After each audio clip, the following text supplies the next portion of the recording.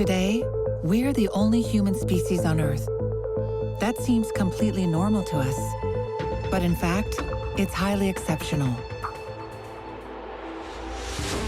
As recently as 50,000 years ago, a blink of an eye on the scale of human history, Homo sapiens was just one of many species of humans. We are aware that we are the only ones, so imagine different species would be around. It is a very difficult intellectual exercise, I think. The big question for us is, what did they do when they meet? And why did all these meetings in the end lead to the other groups disappearing and only us surviving? One of these extinct species hold the deepest mystery, the Neanderthals.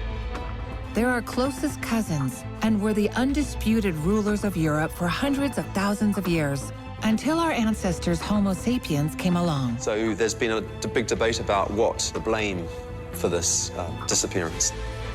Did they become extinct because of Homo sapiens? Now, alongside leading researchers, we'll follow every clue and compare the two species' strengths and weaknesses by virtually resurrecting the last Neanderthal. So by looking inside the fossil, it gives you much more information than earlier researchers had. We'll also explore how the Neanderthals lived and hunted, their relationships with other clans, and their abilities as a group. They went for the most dangerous animals. Neanderthals obviously hunted for prestige reasons. From Spain to the Altai Mountains, we'll try to crack the Neanderthals' genetic code, hoping to understand one vital question: why did we survive when they did not? The question is why Homo sapiens were so successful. That's what it comes down to. This was a massive breakthrough in our understanding, not just of the disappearance of Neanderthals, but who we are. This sweeping investigation, spanning hundreds of thousands of years and 3 continents, will shine a new light on humanity's most fascinating enigma.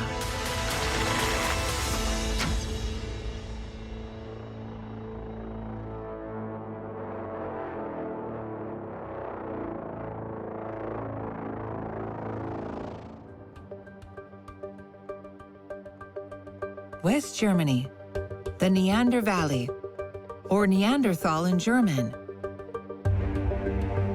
Here, a discovery would change everything we thought we knew about human evolution. In 1856, a group of miners stumbled upon a very old, strangely shaped piece of skull. It looked human, but its brow bones were much more pronounced than ours. People started claiming that the Neanderthal was some kind of missing link between the apes and us, Homo sapiens. In addition, because the discovery was made in the 19th century, a colonial era, there was this idea of a hierarchy of humans through colonialism. So inevitably, this Neanderthal with its particular head shape was thought to be different from us and inferior to us. But who were the Neanderthals, and were they really inferior to us? At the Institute of Human Paleontology in Paris, a sculpture from the beginning of the 20th century shows us how they've long been imagined as a cross between human and ape, aerial and bestial. They're represented as a great ape with a small club, or sometimes a small pebble in their hand. That's the most common image, regardless of the author or sculptor, that of an ape man. Neanderthals are just seen as cavemen, so you just have these images of them in a leopard skin suit and bashing the woman on the head and dragging her to a cave. I'd still remember that image of when I was a kid, of what I learned about Neanderthals. This image of Neanderthals is found everywhere, that of a mean, brutish, slightly stupid, and violent creature.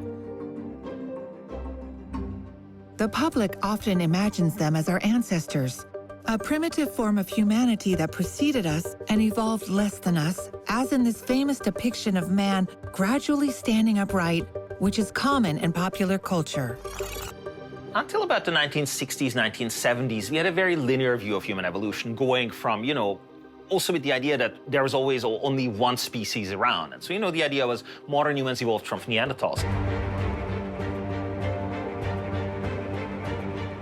But all of that has changed in recent decades. Since the first fossil was found in the Neander Valley, there have been numerous other archaeological discoveries. And we now know that the Neanderthals were not our ancestors. Over the past 2 million years, the evolution of mankind has not been linear, but more like a tree. From the same common ancestor, many different human species evolved in their own way. Neanderthals are therefore a human species in their own right that lived at the same time as our direct ancestors. I think what's interesting about Neanderthals is that they are our closest extinct relatives. Like, there are lots of other hominin species around, but of all of these, Neanderthals seem to be the ones that are closest to us. They are the ones who share the most recent common ancestor with us. 500,000 years ago, our common ancestors lived in Africa. Part of that population had migrated to Europe, becoming Neanderthals, while the population that remained in Africa became Homo sapiens. Homo sapiens and Neanderthals are two parallel evolutions in two different climates and two completely different regions. The Neanderthals were the indigenous form in Europe, while Homo sapiens evolved in Africa at the same time. The two human species were separated for a long time, but that didn't last. There are more and more fossils of Homo sapiens in Europe starting around 45,000 years ago. At the same time, the Neanderthals were disappearing.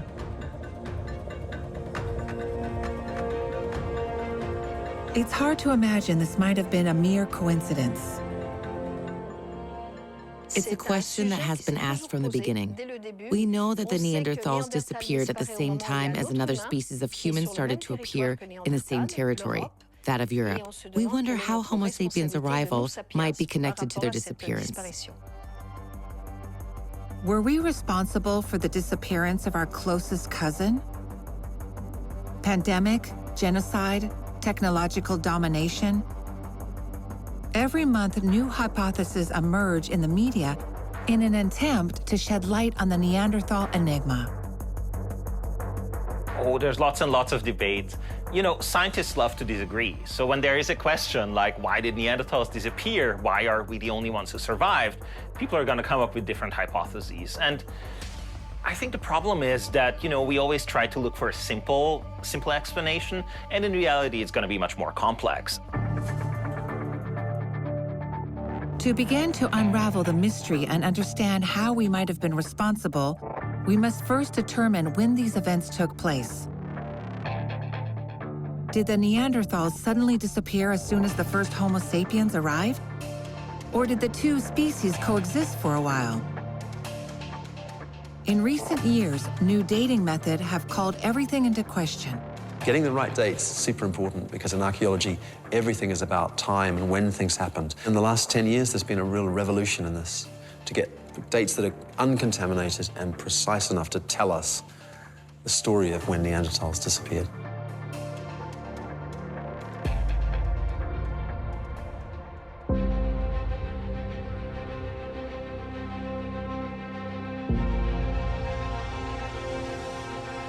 Our investigation begins in Brussels, where one of the very last Neanderthals is kept.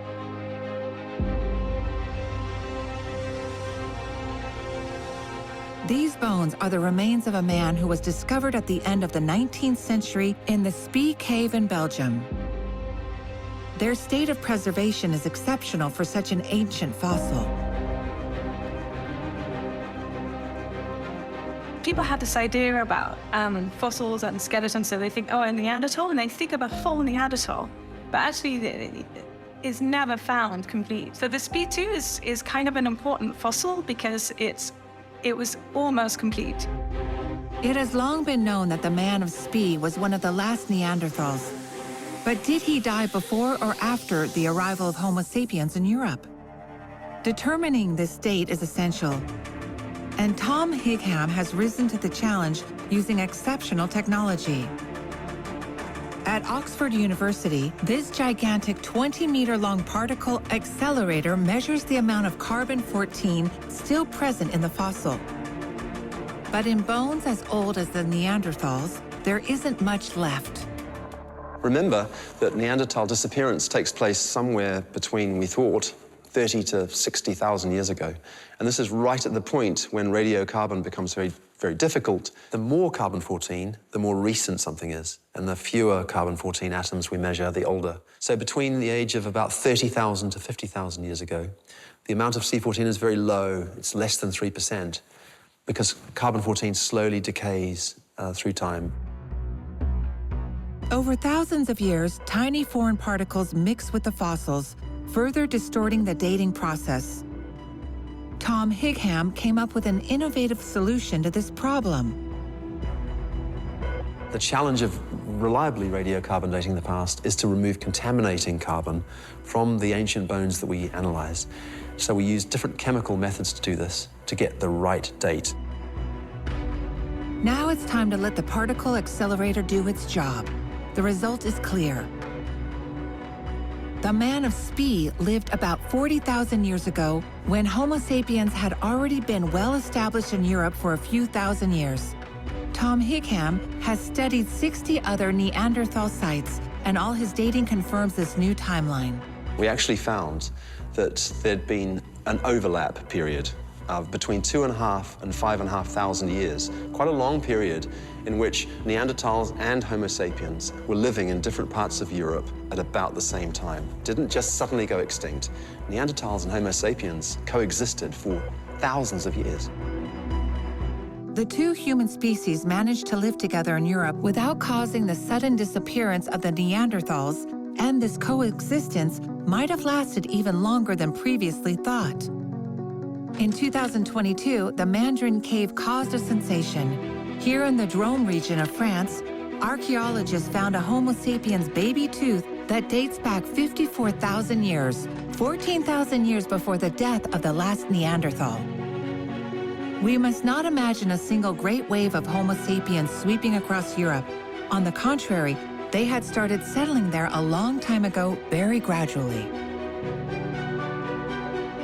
I don't think it's really that modern humans just killed off Neanderthals or completely outcompeted them. I think it was a longer process. And, you know, of course, there was also probably a geographic mosaic. In different areas of the world, it happened at different times.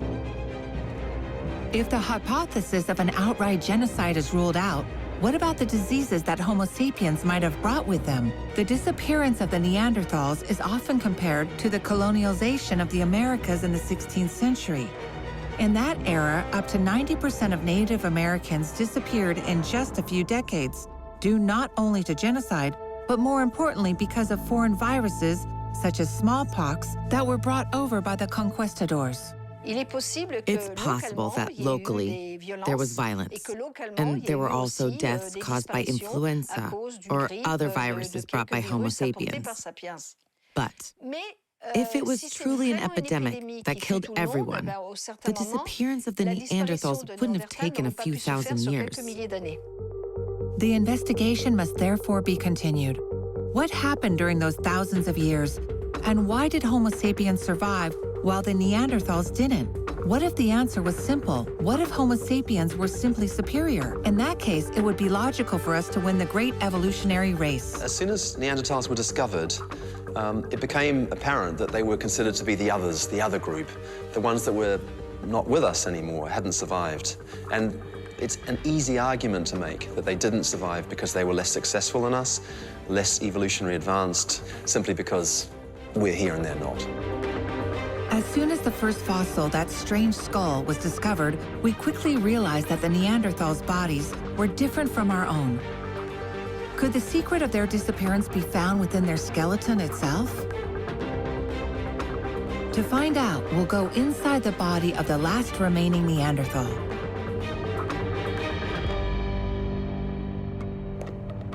Tara Chapman has accomplished a feat that has never been achieved before, creating a virtual reconstruction of the last Neanderthal by digitizing every single one of his bones. Because obviously the fossils are very precious. There's just one of them, and if they're destroyed, that's the end of the fossil and the research. But this way, by taking scans of fossils, everybody can have access to it as well. So that can really help. You can have a hypothesis, and then someone else can look at that, and you can work together.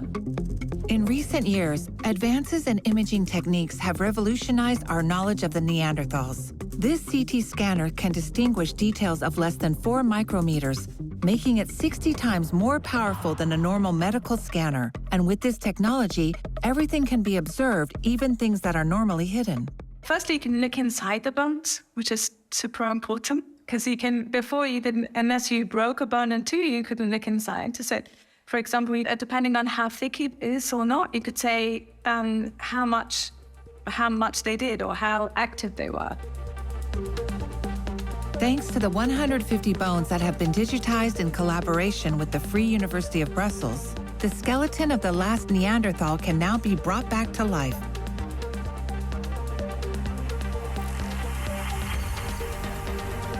Are there any signs of his inferiority? Might he have been weaker than us or perhaps less well adapted? To find out, we're going to explore every bit of his body and compare it to those of Homo sapiens. In the global body size, they're really robust. Like, robust means kind of strong and stocky. You have very wide pelvises and a great big thorax. So overall, they are bigger. Sapiens may have been the same size as Neanderthals, but they give the impression of being slender because the pelvis and the shoulders are narrower. On average, Neanderthals were 10 centimeters shorter than Homo sapiens at the time, but the fact that they were short and stocky was actually a major advantage in Europe. The short, stocky body shape of Neanderthals was an adaptation to the cold, which persisted for a very long time. It was a way of conserving body heat, because the taller you are, the more you disperse that heat. Neanderthals were much better prepared than we were to face the ice ages, when the climate was hostile and glaciers covered all of northern Europe. That was not the case for Homo sapiens, whose anatomy was better suited to the warmer temperatures of Africa. What about their physical abilities? Let's go back to the Neanderthal body to take a closer look at their shoulder blades, which hold a striking clue. There's a kind of large ridge on the Neanderthal scapula that shows that the muscles were not inserted in exactly the same place as in Homo sapiens. That has been explained as a muscle insertion that gave them a lot more power and stability for throwing movements. And it's not just their shoulders. Neanderthals' muscle attachments are wider throughout the body in both men and women. Between Homo sapiens and Neanderthals, the Neanderthals had the larger muscles. There's this question of what might have happened if and when they met. That was one of the hypotheses, that there might have been a clash between Homo sapiens and Neanderthals. When you see the differences in morphology between the two, it's not at all obvious whether Homo sapiens would have come out ahead. In terms of power, Neanderthals are the clear winners. But beyond their anatomy, can we know what they really look like? Today, DNA analysis of fossils reveals previously unimaginable details such as skin, eye, and hair color. Surprisingly, here's what our Neanderthal couple might have looked like. We've always imagined Neanderthals as being very hairy, with dark skin. In reality, Neanderthals were well adapted to northern climates. They had fair skin, light eyes, and hair that could range from red to light brown. On the other hand, the first studies and the studies done on ancient Homo sapiens reveal that they were real Africans, adapted to an African climate, so they had dark skin. Nor should we be imagining the Neanderthals walking around naked all the time. Archaeologists have found marks on animal bones proving that Neanderthals harvest skin and fur with tools just as good as those made by Homo sapiens. Traces of ancient hearths have also been discovered, showing that Neanderthals had mastered fire. That they were living in very, very challenging environmental and climatic periods where the climate shifted suddenly. So they had to cope with tremendous changes and adapt to those changes in order to survive, which they did successfully for, much longer than 250,000 years. The mystery remains. While Homo sapiens might have lost from a physical perspective, perhaps their true power lays in their intelligence and technology. Were Homo sapiens better hunters? And would they have starved Neanderthals through more efficient hunting techniques?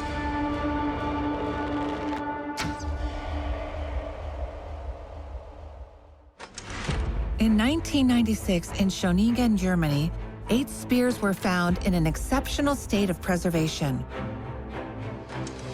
They're 300,000 years old, making them the oldest weapons in human history.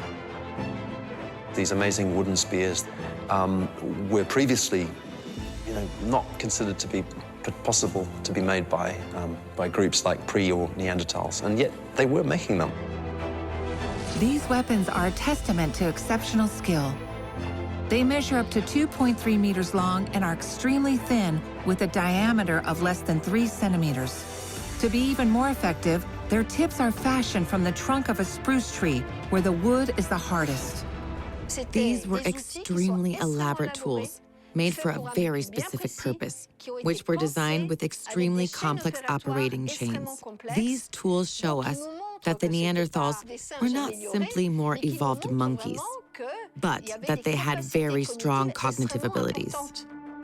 But how did the Neanderthals use these weapons? And what does that tell us about their hunting skills? In Germany, Sabine Gauduzinski reconstructed the scene.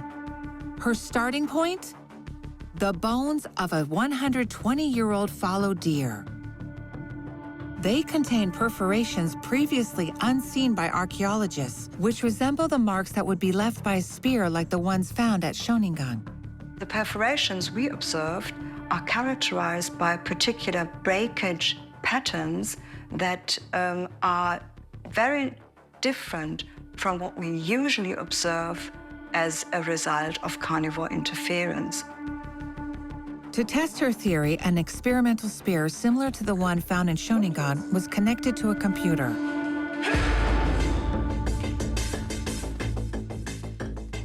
Each puncture was analyzed with a micro-CT scan and then compared with the deer's injury. Using this technique, Sabine Gauduzinski and her team were able to accurately reconstruct the angle at which the Neanderthals might have welded their spear to pierce the animal. From these micro-CTs, it was apparent that the weapon that killed the animal was not thrown. They were used in basically confrontation and hunting. But this technique is demanding. A single hunter couldn't have gotten that close to such a fast animal. It would have taken strategy and also the coordination action of a group, even more so for big game. They hunted large animals. They hunted bison, aurochs, and even mammoths from time to time, all with spears. That requires proximity. It probably means that they had to be cunning, which is to say, they had to have a plan. Neanderthals were not only powerful, they were also strategists, and their talents allowed them to face even the most monstrous of opponents. The straight-tusked elephant, a species now extinct that was then the largest mammal in Europe. These animals were twice the size that we today see in African elephants. So, of course, they did not have natural enemies apart from humans. Here we have reconstructed what such a hunting trip could have looked like. A dozen of the best hunters are mobilized. At the back, part of the group chases the elephant to tire it out and weaken it. Some of them scream to scare the animal, while others run alongside and weld their spears to trap the prey on the edge of the swamp. Until it falls. When they fall on their side, they can't get back up. At that point, their entire abdomen is accessible, and you can easily finish them off. They use the environment as a natural trap to make it easier to capture the animals. That's very, very clever. Sabine Gaudinsky has studied the carcasses of a 120-year-old straight-tusked elephant closely. These marks were left by a scraper, a stone tool that was used to skin the animal. The Neanderthals seem to have removed every single tiny piece of meat. The researchers estimate the amount of food to have been equivalent to more than 2,500 daily rations. That's far too much when you consider that a clan probably had no more than 30 individuals, and they couldn't keep the meat for long. So why take the risk of confronting such a monster? If you're looking from a cost-benefit perspective, it doesn't make any sense. So unless you assume that social reasons played a major role here. So a huge number of people apparently came together in order to butcher the elephant together, in order to come together, do social things together. We can imagine several clans meeting from time to time to create relationships, revealing a Neanderthal society that was much more structured than expected. There was a social life, an intra and inter-community social life. It opens the door to types of behaviors that aren't just subsistence behaviors. For today's humans, social connections are at the heart of our lives. Sociability is a major advantage. One human being on their own is fragile. It's when we are in a group that we become strong. For all human species, cooperation between different groups seem to have always been decisive for long-term survival. It's also tempting to think that people were thinking similar ways back in the Paleolithic. When you're a hunter-gatherer living in a changing environment, you need people sometimes to help you, and group membership is a really important thing. And might we be able to find the clues to this ability to socialize in our Neanderthal skeleton? Let's take a closer look at the inside of the throat.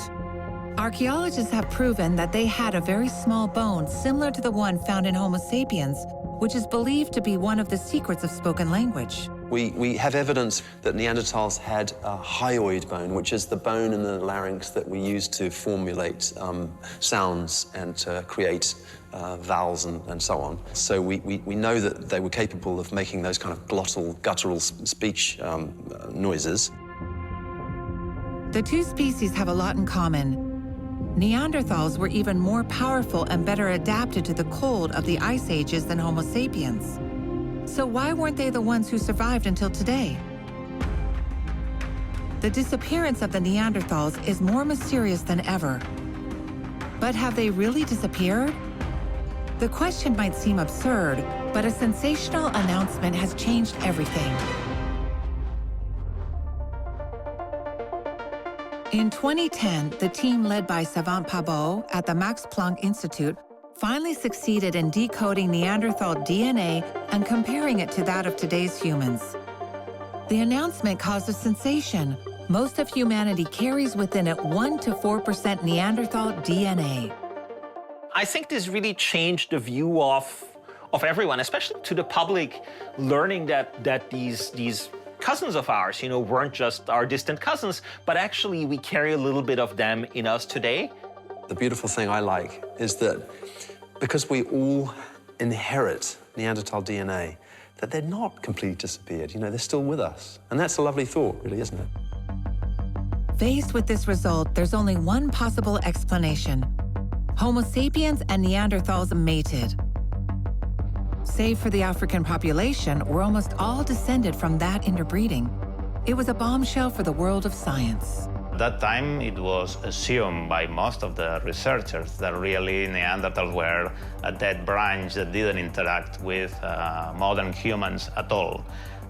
So I think it's clearly a change of paradigm, probably the most profound that has happened in the 21st century on human evolution, to understand that they had mixed, and not only once, but probably several times in several places. One might think that this interbreeding happened at the time when Homo sapiens colonized Europe, but it actually happened much earlier than that, because there were also Neanderthals living in the Middle East. All we see is that all modern humans across the globe outside of Africa today carry roughly the same amount of Neanderthal DNA, which to most of us indicates that this interbreeding likely happened soon after we left Africa. Groups of Homo sapiens migrate out of Africa many times, more than 100,000 years before colonizing Europe. Along the way, they interbreeded with Neanderthals. Homo sapiens descended from these hybrids, then populated all the other continents, leading to our current population. But the first Homo sapiens pioneers weren't so lucky. On Mount Carmel in Israel, scientists have found both Neanderthal fossils and very old Homo sapiens fossils, some dating back as much as 170,000 years. And against all odds, these local populations of Homo sapiens seem to have disappeared without dissidence. There had already been first contact between Homo sapiens and Neanderthals 170,000 years ago. But apparently, that contact was either unimportant or the contact took place, but it wasn't the Homo sapiens who won, it was the Neanderthals. Maybe they spread just too far and they became isolated from one another and they disappeared. Maybe Homo sapiens encountered larger populations of Neanderthals in places like Europe and didn't move in. So it's very difficult to know. Homo sapiens and Neanderthals sometimes coexisted in the same place for tens of thousands of years, and that encounter did not lead to the systematic extinction of the Neanderthals. On the contrary, in Israel, the Homo sapiens were the ones who disappeared. It's not like we were destined to be the only ones left, but for pieces of luck, it may not have been us that was successful. So what changed 40,000 years ago? Is it possible that the disappearance of the Neanderthals might have had nothing to do with us?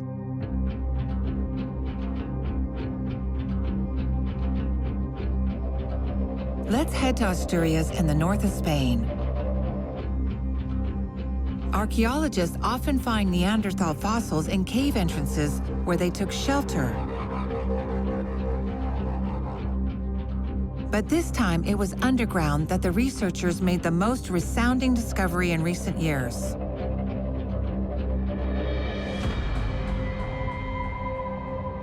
There are no fewer than 3 kilometers of underground galleries and caverns here, which researchers have been carefully excavating since the 1990s. I would say that is unique in the archaeological record because it's not a site where Neanderthals were living. It's just an underground karst system where Neanderthals fell from somewhere on top.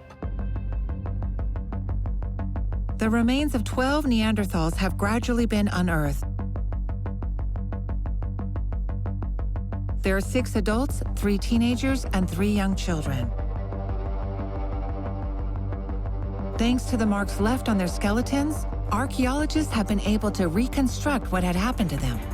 We speculate that in the surface, probably there was a rock shelter where other Neanderthals killed and ate the family of Elsidron. It's a bit the leftovers of a cannibalistic meal. Cannibalism was common in some Neanderthal and ancient Homo sapiens societies. The reasons for this are still a mystery, with explanations ranging from funeral rites to pure and simple survival during great famines, as seems to have been the case in El Sidron. I think it's just an expression of how harsh was living in Europe in those conditions, probably in winter. When they found another group, things could go from friendly interactions to just seeing the other group as a possibility of having, meal and surviving. So might the Neanderthals have gone extinct because they all devoured one another? Researchers have ruled out this hypothesis, especially since the Neanderthals' way of life depended on maintaining a good relationship with neighboring clans. At the Institute of Evolutionary Biology in Barcelona, Carles Leluza Fox is trying to understand the social structure of Neanderthals by decoding the DNA of the El Cidrón 12. This is a once-in-a-lifetime opportunity. For the first time, the fossils of 12 members of the same clan have been found, all of whom died at the same time 49,000 years ago. El Cidrón offered us the possibility of having a snapshot of the life of Neanderthals. Then, with genetics, we could try to understand the family relationships among these individuals. Genetic decoding is an extremely delicate operation that begins in a high-containment laboratory. Here, the few pieces of DNA still preserved in the bones are extracted. But over 49,000 years, the DNA has deteriorated a lot. The samples must be decontaminated by removing anything that is not Neanderthal. One of the sources of contamination is, of course, our DNA. This is difficult to understand, but we are losing DNA through the skin and hairs and breathing, etc. So in all ancient DNA labs, the people are trying to make it as much sterile as possible.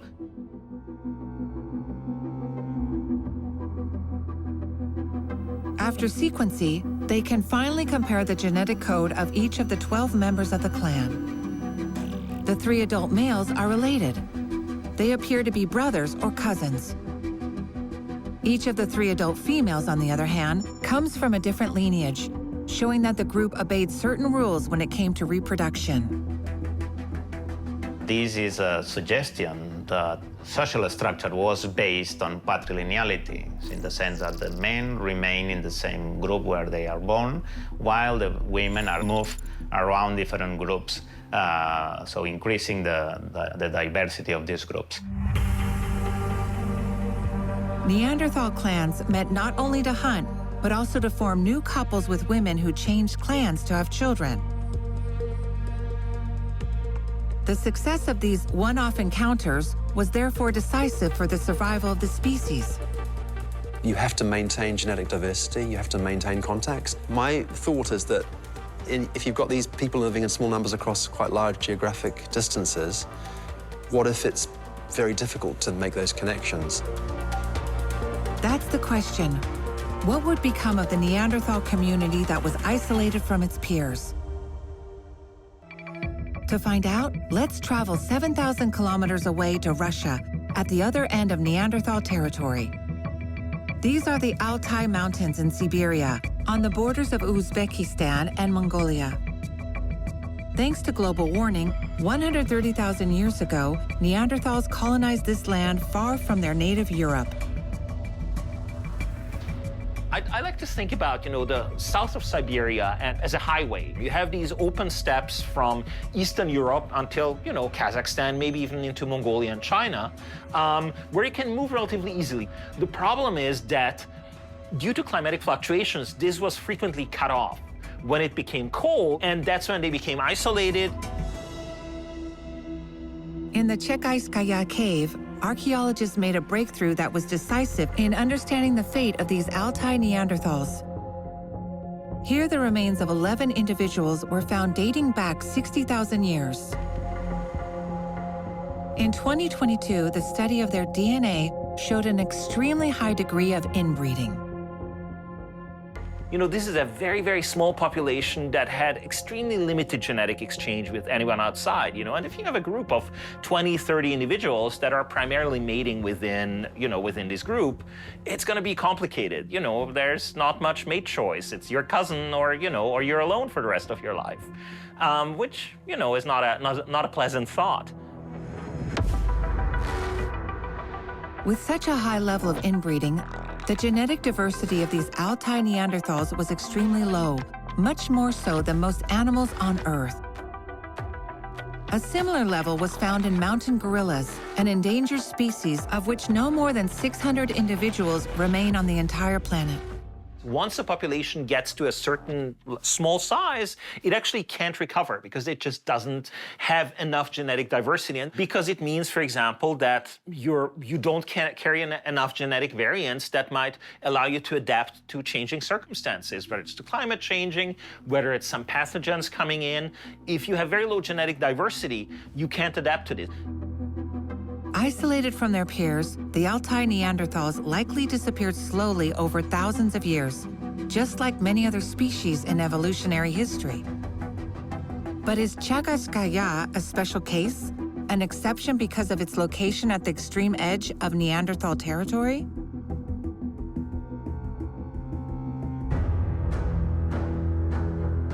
To find out, let's return to the El Sindron clan.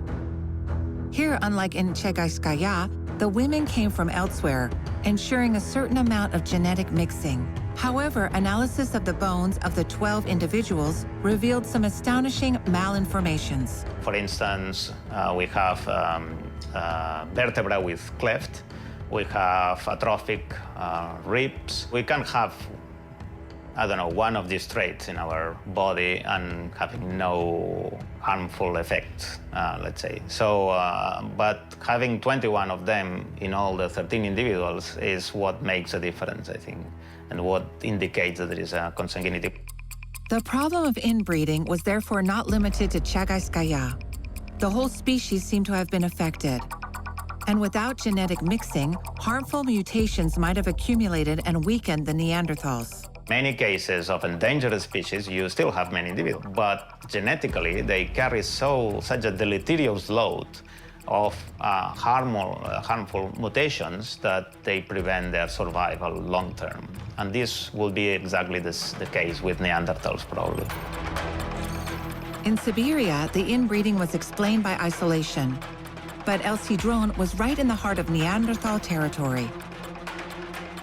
It doesn't make sense, unless the Neanderthal population was much smaller than previously thought.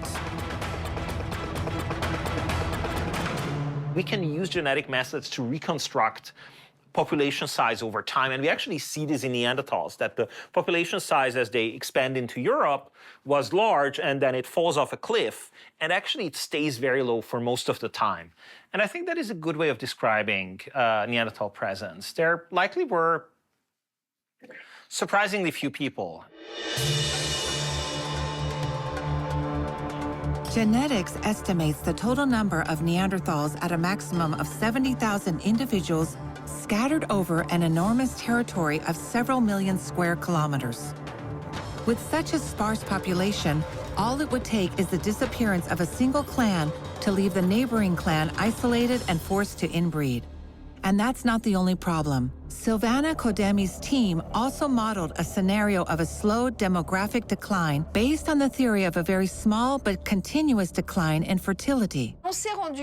We realized that if we changed the fertility of Neanderthal women just a tiny amount before the age of 18, we would end up with the disappearance of Neanderthals within 5,000 or 8,000 years. It wouldn't require a big difference in fertility. It could have been as little as 0.01%. And over 5,000 years, the consequences would have been catastrophic. A decline in fertility isn't the only possible explanation for the disappearance of the Neanderthals. A very slight increase in infant mortality or health problems caused by inbreeding is also possible. In any case, it wouldn't take a disaster to wipe out an entire human species. Small populations are fragile. If you take a Neanderthal community of 25 people, the death of a single woman of childbearing age could have a significant impact on the group. The less diverse the population, the greater the impact of any accident that might occur. The disappearance of the Neanderthals appears to have been a very long demographic process that spanned tens of thousands of years and began long before the arrival of Homo sapiens in Europe. With a population that was already widely dispersed, the last Neanderthals might have simply ended up being assimilated by the newcomers. We know that Neanderthals, for most of the time they were around, were really on the brink of extinction. If there's suddenly more modern humans around, they just might have become the more likely partner for Neanderthals to mate with other Neanderthals. I think the idea of them becoming assimilated into populations of humans rather than becoming completely extinct is an interesting possibility that may be closer to reality than we thought before. But why didn't we meet the same fate as Neanderthals? It wasn't just the Neanderthals who disappeared, but also all other human species. Why did we win the ruthless evolutionary race? The answer might be found in our very own Garden of Eden, the hospital environment where Homo sapiens evolved for hundreds of thousands of years, Africa. Maybe just down to items of luck, being in the right place at the right time, not being subject to difficult changes in climate and environment in one part of the world, for example.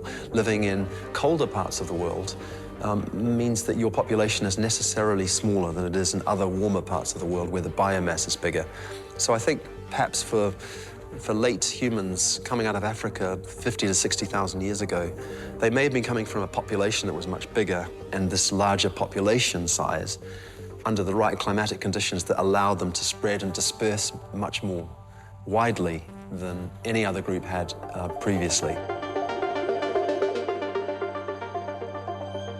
So it's just a stroke of luck that we're still on Earth? Maybe not, because Homo sapiens also had an asset of their own that can be found in their genetic diversity, which is somewhat more than the Neanderthals. When we look at these first modern humans that we have, we don't see the extreme inbreeding we see in Neanderthals. They must have had some social mechanism of outbreeding, of meeting up with other groups. And I really think there's something about these larger social networks in the modern humans that might be the real answer. Could the key to the mystery be found in sociability? To be sure, we'll take a look at the black box of Homo sapiens, the brain.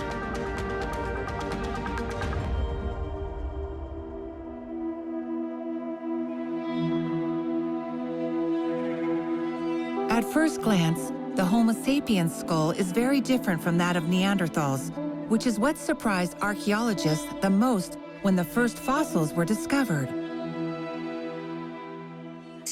If you look at the head of a Neanderthal compared to that of a Homo sapiens, it's really very different. The head of a Homo sapiens is high and looks more like a soccer ball. The head of a Neanderthal is a deformed ball, more like a rugby ball. Contrary to all expectations, the Neanderthal brain was also larger, at 1,600 cubic centimeters on average, as compared to 1,500 for Homo sapiens. But there's even more to it. Using casts of the inner surface of the skull, researchers were able to highlight a much more fundamental difference related to the internal structure of the brain. Basically, our species has followed a path which is that of increasing performance without a particularly marked increase in size. For example, in our species, and for quite a long time now, we've seen the cerebellum, which is a rear part of the brain, developing more and more. For a long time, it was believed that the cerebellum was only associated with motor coordination, but it actually seems to play a much larger role in our social behavior. For example, it's known to be involved in reward circuits and social interactions. So it's not negligible to see this development of the cerebellum, especially in our species, more than in others. As we've seen, social cohesion is essential for the survival of hunter-gatherers. Did Homo sapiens evolve to be more and more sociable? Another clue is a new phenomenon that appeared shortly before Homo sapiens colonized the world: the multiplication of ornaments made of shells, bones, and animal teeth.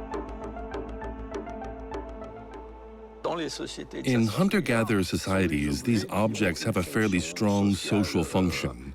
They identify, for example, individuals who have a certain social status within the group. So objects like these reflect greater social complexity. With ornaments, we see the appearance of new social ties, which might have increased sociability within the clan, but also outside of it. You know, Neanderthals use ornaments too, but the first sapiens, the first modern humans, use a bit more ornaments. That might be important for kind of delimiting groups, indicating you're belonging to a certain groups. And then it might also be useful in some kind of exchanges. So during this period, we see an increased level of interaction, an increased level of perhaps exchange of these types of ornaments and artifacts that perhaps give benefits in terms of a wider group and a network of people across large distances. By evolving in larger groups and weaving even wider social and commercial networks, Homo sapiens kept the risks of inbreeding and extinction at bay.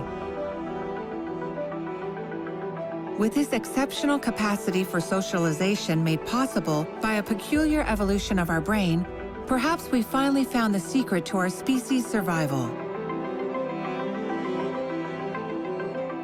One of the characteristics of humans is our ability to create networks of solidarity. We stand in solidarity with people we don't know, even those who live very far away, but with whom we share a language, a religion, or values, all of which makes us feel like we belong to the same entity. This very human trait is probably one of the factors that explains, beyond technical progress, how we've managed to colonize the entire planet. So our success might be a matter of numbers and social connections combined with a bit of luck. Neanderthals were also sociable, but perhaps a little less so than us. Over the course of several thousand years, these small differences may have made a difference overall in terms of the success with which Homo sapiens were able to live, adapt, and prosper. But in evolution, it's the small differences that may have made a big effect. Of all the life forms that inhabit the Earth, a single Homo sapiens is far from the most powerful. Cooperation and collective genius are its strengths, a reflection that resonates all the more today in the face of many challenges of tomorrow.